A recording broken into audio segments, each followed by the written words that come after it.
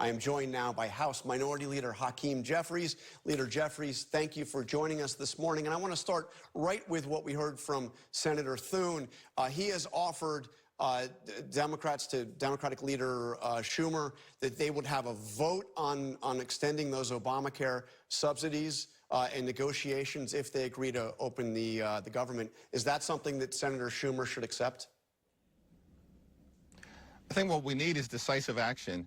We have repeatedly made clear, Leader Schumer, myself, Democrats in the House and the Senate, that we want to sit down, find a bipartisan path forward to enacting a spending agreement that actually makes life better for the American people, as opposed to gutting the health care of everyday Americans. We need to reopen the government, stand by our hardworking federal civil servants, but we also, of course, have to decisively address the health care crisis that Republicans have visited upon the American people. We're talking about the largest cut to Medicaid in American history. Hospitals, nursing homes, and community-based health centers are closing all across America because of what Republicans have done with their one big ugly bill, and now they refuse to extend the Affordable Care Act tax credits, and tens of millions of Americans, as a result, are about to experience dramatically increased premiums, copays, and deductibles that will either bankrupt them or prevent them from having the ability to go see a doctor when they need one. But what Senator Thune is offering there is to have a vote on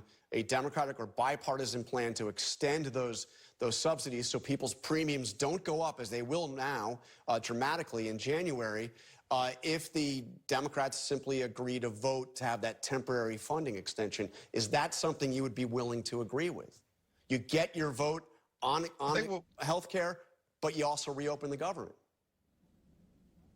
I think what we've said is that we will not support a partisan Republican spending bill, which is the bill that they continue to bring before the Senate and that emerged from the House, if that bill guts the health care of the American people.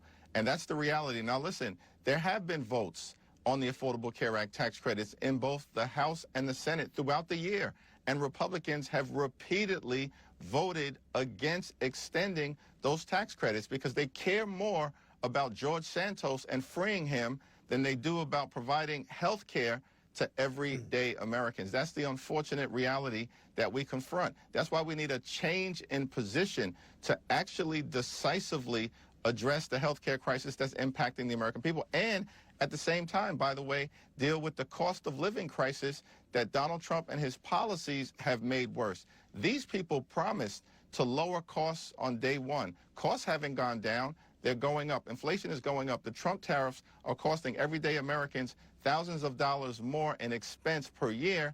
And now, because of their refusal to extend the Affordable Care Act tax credits, people are confronting premiums that will double, triple, or in some cases quadruple in amount. So President Trump, by the way, was asked about the health care issue, and I want to play what he said. Take a listen to this. Would you make a deal with them on the ACA subsidies? If we made the right deal, I'd make a deal.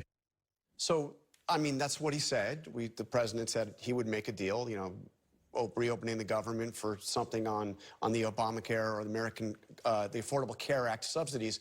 Have you tried to call President Trump directly on this? I do know he picks up that phone pretty regularly. Have you tried to call him directly?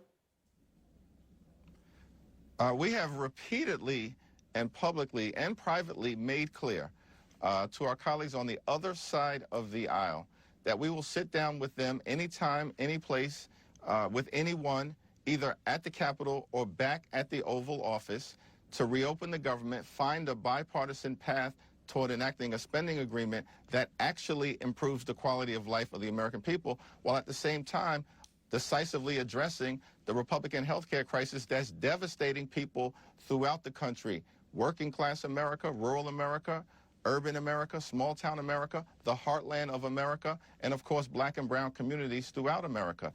But we haven't heard anything from Donald Trump or the Republicans over the last few weeks. They have gone radio silent since the Oval Office meeting. In fact, we know Donald Trump has spent more time on the golf course over the last few weeks during this painful government shutdown than he has speaking to Democrats on Capitol Hill to try to find a bipartisan resolution.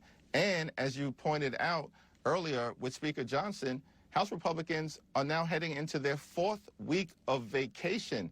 They continue to cancel votes. They have no interest in doing the business of the American people, and that's unfortunate. I want to also ask you, obviously we're getting closer to that New York mayor's race. You still haven't endorsed Zohran Mamdani, have you? I have not. And why is that? Well, as I've indicated, I expect to have a conversation with him at some point this week in advance of early voting, which begins next weekend in New York City. And we'll certainly have more to say about the mayor's race and about our Democratic nominee prior to early voting beginning. What is it, though, that has held you back? I mean, usually this is somebody that won a Democratic primary. You know, it usually wouldn't be that much of a question whether or not, you know, a congressman from the city of New York, the Democratic leader, would endorse him. What's given you pause?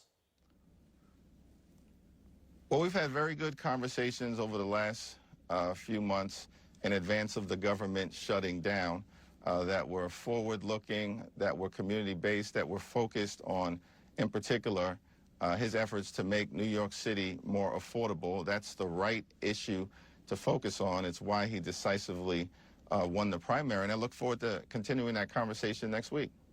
All right, Democratic leader Hakeem Jeffries, thank you very much for joining us this morning. Really appreciate your time. Thank you.